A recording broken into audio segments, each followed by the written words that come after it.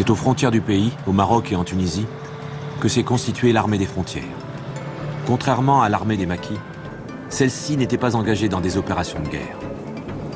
Dès la fin juillet, les troupes de cette armée des frontières, avec l'appui du colonel Boumedienne, et se lancent à l'assaut des grandes villes. Divergence politique entre le GPRA, le gouvernement provisoire de Benredda, qui conduit alors les négociations pour la paix, et l'état-major de l'armée des frontières en Tunisie. Cette armée, que dirige un état-major général sous les ordres du colonel Boumedienne, est forte de 60 000 hommes. Lourdement armée, fortement politisée, elle attend son heure. Cette armée est très opposée aux négociations de paix par peur d'en être exclue. Officier formé au Caire, fortement influencé par Nasser, le colonel Ouari Boumedienne n'est pas suffisamment connu dans la société algérienne. Il recherche des appuis politiques auprès des chefs historiques de l'insurrection algérienne, toujours emprisonnés en France. Ils avaient envoyé Bouteflika pour recruter un historique. Ils voulaient d'abord convaincre Boudiaf de les rejoindre, mais Boudiaf leur a dit qu'est-ce que c'est que cette initiative que vous prenez au moment des élections, vous divisez le pays, au moment où il fallait être sur une position de force dans la négociation. Il a été très dur à l'égard de l'état-major. Donc, out. Bouteflika a éliminé Boudiaf et ils se sont rabattus sur Ben Bella. Sans Ben Bella, je ne pense pas que l'état-major de Ghardé Mao aurait pu réellement s'imposer. Il avait besoin d'une tête politique qui passe, et Ben Bella passait depuis des années comme étant le leader politique du front. Alors, sous la bannière de Ben Bella, l'état-major pouvait se placer. C'était la lutte pour le pouvoir qui avait commencé déjà lorsque les 5 étaient en prison, dont le président actuel Bouteflika servait d'agent de liaison. Il a été vendre un coup d'État, Boudiaf l'a refusé. Il a trouvé un preneur qui s'appelle Ben Bella. Bon, il a acheté le coup d'État. On connaît la suite. À l'époque, Ben Bella, il n'a rien compris dans la situation. Il veut le pouvoir, il puisse s'arrêter là. Boumedienne, il a utilisé le Ben Bella comme pion, mais si la même chose. Et puis après 40 ans, on vit encore de la crise de 62.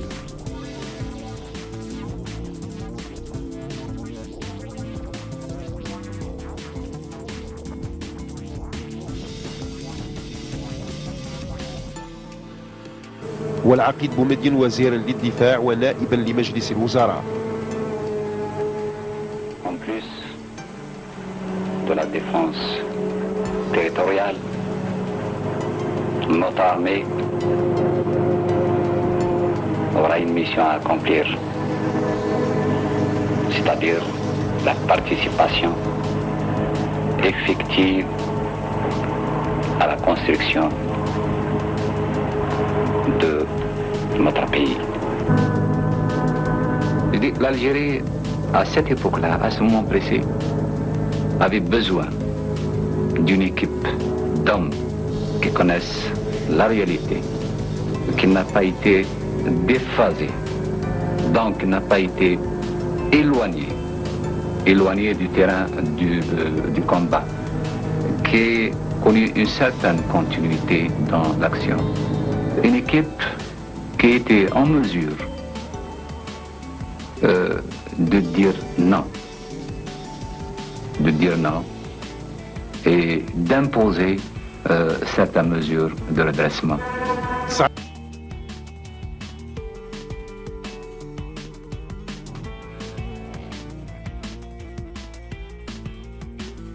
يعني في النهاية أن الجيش الذي جاء هو جيش الحدود، والجيش الذي انتصر على المجاهدين، على جيش المجاهدين هو جيش الحدود، وهذا جيش الحدود هو اللي تشكل من بعد منه الجيش الوطني الشعبي بكل ألم. أقولها لك، لأن احنا في كثير من الحالات يقول لك الجيش الوطني الشعبي سليل جيش التحرير، لا، يتحرر أو يخرج الفرنسيس من الجزائر، والناس كلها تتوقع أن تعود لوثائق الثورة الجزائرية سواء أول نوفمبر أو بعض ما جاء في مؤتمر الصمام أو بعض القرارات اتخذت فيما بعد، وأهمها قيام دولة مدنية. قيام دولة مدنية ديمقراطية اجتماعية، يعني بدأت مجلس تأسيسي. نعم، وبدأت في إطار المبادئ الإسلامية بإطارها، وبدأ المجلس التأسيسي وبدأت الأشياء. جاءت دبابات من وجدة عليها عسكريين ووضعوا بنبلة في الصورة، وجاءت الدبابات من وجدة. عندما ذهب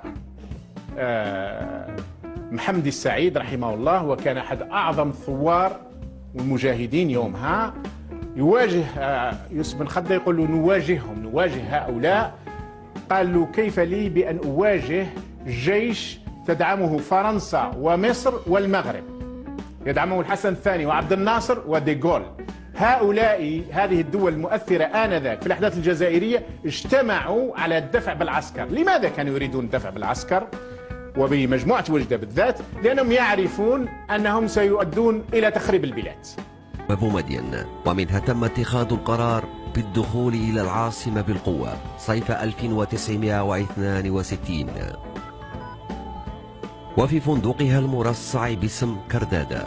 عرفت غرفته الشهيرة رقم 105 كان لها شرف إعلان تسمية الجيش الوطني الشعبي بدل جيش التحرير الوطني، وهو الجيش الذي قاد الدخول للعاصمة بنجاح صيف 1962. من بعد الدبارة نتاع بومدين قال سيدي كي ما حبوش ندخلوا بالقوة. هذا اللي خلى وأن سي بومدين جاء البوسعادة وقنع سي محمد شعباني بالجيش نتاعو، قال له باش نهجموا على العاصمة وندخلوا. وجانا السي الخضر بوروقه هم مازال حي، وسي محمد بروقيه هم مازالوا حي في برازة.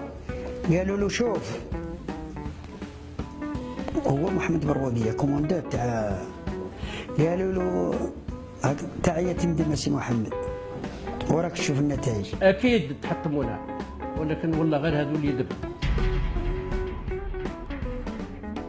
وبالفعل كما سي محمد الشعباني قال نموت، قال الشيء الوحيد اللي نندم عليه هي الحكايه نتاع اللي دخلناهم للجزائر وحكموا وداروا نتاع فرنسا، وها مش راهم يديروا فينا نتاع فرنسا. قال لي هذيك الغلطه اللي درتها وما ننساهاش حتى نموت ونخلصها ولو بعمري ورحت ربح.